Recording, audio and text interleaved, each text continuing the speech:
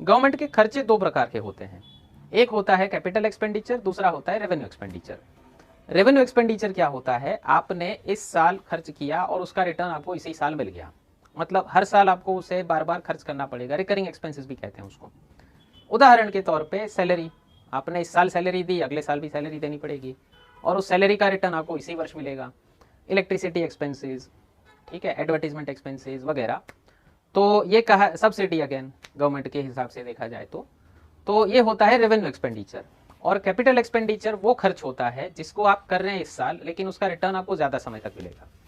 तो गवर्नमेंट की दृष्टि से कैपिटल एक्सपेंडिचर होता है इंफ्रास्ट्रक्चर, मतलब आपने रोड बनाए, रेलवेज बनाई, पोर्ट बनाए, डेवलप किए वगैरह, तो ये जितना भी स्कूल्स बनाए, हॉस्पिटल्स बनाए, तो ये जितना भी खर्च होगा उसको कहा जाता है कैपिटल एक्सपेंडिचर।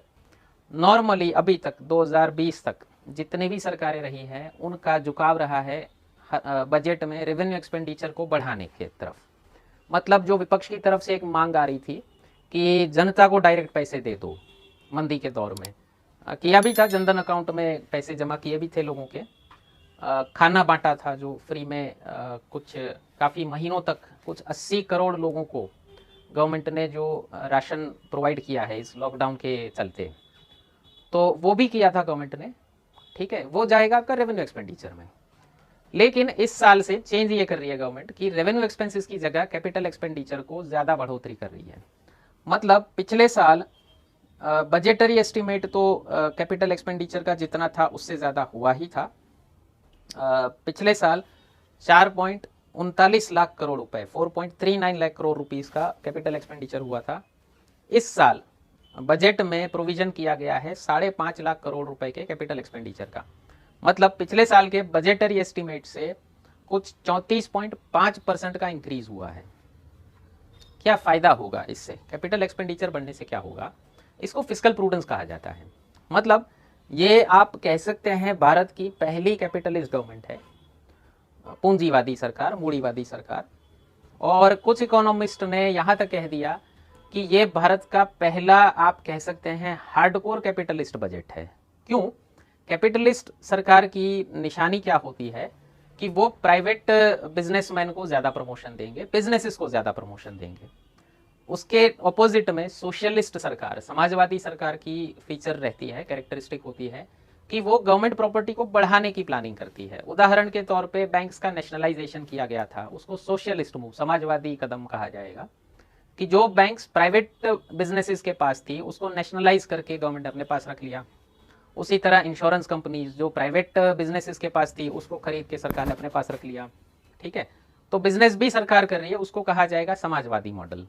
कैपिटलिस्ट मॉडल जो अमेरिका का मॉडल है उसको कहा, उसमें गवर्नमेंट का रोल मिनिमम रहता है। और मोदी जी ने 2014 के इलेक्शन के पहले ही, आपको याद हो अगर टीवी में ऐड आती थी उनकी, कि मेरा मंत्र है मिनिमम गवर्नमेंट मैक्सिमम गवर्नेंस।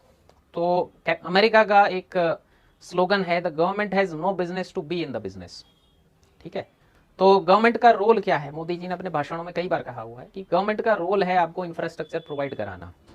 फिर उसके बाद भारत के व्यापारी उतने सक्षम है कि इकोनॉमी को आगे बढ़ा देंगे। तो इंफ्रास्ट्रक्चर बढ़ने से, कैपिटल एक्सपेंडिचर ज़्यादा होने से फ़ायदा ये होगा कि लॉन्ग टर्म में 2-3 साल, 4-5 साल में वो पैसा, माने अभी तुरंत जाएगा वो बिजनेसेस के पास या फिर मजदूरों के पास, उससे रेवेन्यू जनरेट होगी, एम्प्लॉयमेंट जनरेट होगा, फिर उसका मल्टीप्लाइंग इफेक्ट होगा एक। और अपने चीफ इकोनॉमिक एडवाइज़र हैं कृष्णमूर्ति सुब्रमण्यम, उन्होंने एक इकोनॉमिक टाइम्स में आर्टिकल लिखा था जिसमें उन्होंने जिक्र किया है कि एक बॉडी है अपना भारत सरकार का, NIPFP, national institute of public finance and policy. तो इस इंस्टीट्यूट का एक सर्वे था कि आप इंफ्रास्ट्रक्चर पे जितना पैसा खर्च कर रहे हैं उसका मल्टीप्लायर इफेक्ट होता है 2.5 टाइम्स। मतलब आप अगर इंफ्रास्ट्रक्चर पे 1 पैसा खर्च कर रहे हैं, 1 रुपया खर्च कर रहे हैं, तो वो इकोनॉमी में 2.5 रुपया बन जाएगा। 2.5 रुपया कैसे बनेगा? आप अगर रोड बना रहे हैं, उसके लिए आप सामान खरीदेंगे, तो वो किसी को, मान लीजिए सीमेंट खरीदा, वो किसी इंडस्ट्री में जाएगा। आपने माइन से पत्थर खरीदा, तो वो किसी इंडस्ट्री में जाएगा। फिर आपने मजदूर हायर किए, तो वो एम्प्लॉयमेंट जनरेट होगा, तो उसका भी एम्प्लॉयमेंट, सीमेंट वाली इंडस्ट्री का भी एम्प्लॉयमेंट जनरेट होगा, माइनिंग वाला भी एम्प्लॉयमेंट जनरेट होगा, कंस्ट्रक्शन वाला एम्प्लॉयमेंट जनरेट होगा। फिर आगे जाके वो जब इकोनॉमी में स्पेंड करेंगे, वो कुछ ना कुछ खरीदेंगे, तो फर्दर सर्कुलेशन ऑफ मनी बढ़ेगी। तो कहा जाता है कि इंफ्रास्ट्रक्चर में 1 रुपया खर्च करने से भारत में 2.5 रुपया इकोनॉमी में बढ़ता है। ओके, और डायरेक्टली कैश जो दिया जाता है सब्सिडी के माध्यम से या फिर डायरेक्ट कैश देने के माध्यम से, उसका मल्टीप्लायर इफेक्ट लेस देन 1 है, माने 96 पैसे 98 पैसे है।